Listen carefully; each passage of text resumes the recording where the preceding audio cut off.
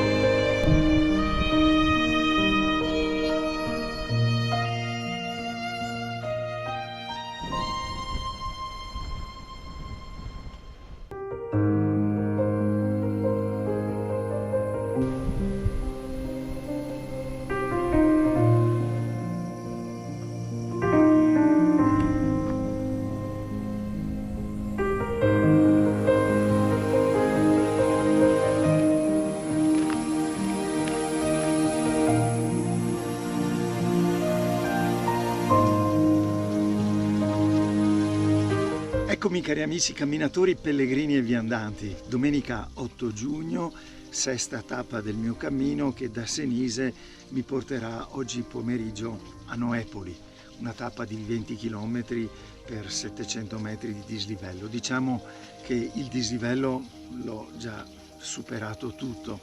Mi trovo nella parte più alta della tappa, sono circa 920 metri sul livello del mare, in questa zona chiamata Bosco di Farneta.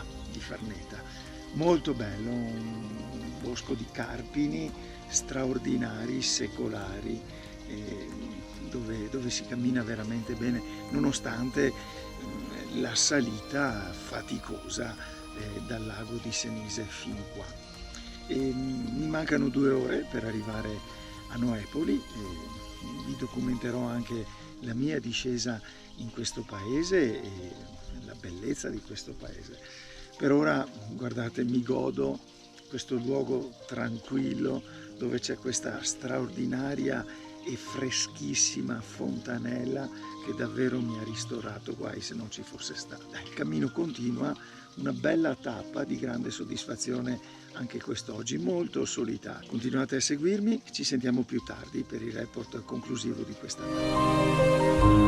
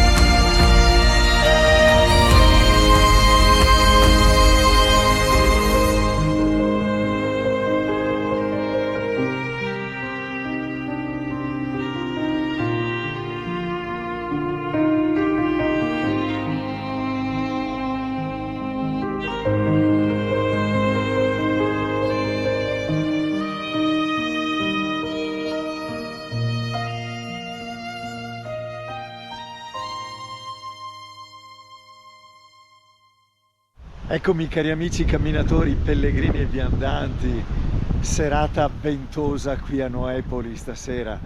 Qui arrivo al termine della mia 6ª tappa, sono partito stamane da Senise, 22-23 km per un totale di 800 metri di dislivello. Bella Noepoli, così arroccata in alto, domina da una parte la valle del Sarmento, dall'altra parte e così si affaccia sul lago di Monte Cotugno, il lago di Senise. Vedete dietro le mie spalle quei borghetti, San Giorgio Lucano, li raggiungerò domani continuando il mio cammino. Giornata straordinaria, soprattutto l'attraversamento del bosco di Farneta, davvero un bosco eccezionale. Giornata calda ma sempre ventilata, un caldo più che sopportabile. Cari amici, continuate a seguirmi e un buon cammino di vita a tutti. Ciao, buona serata.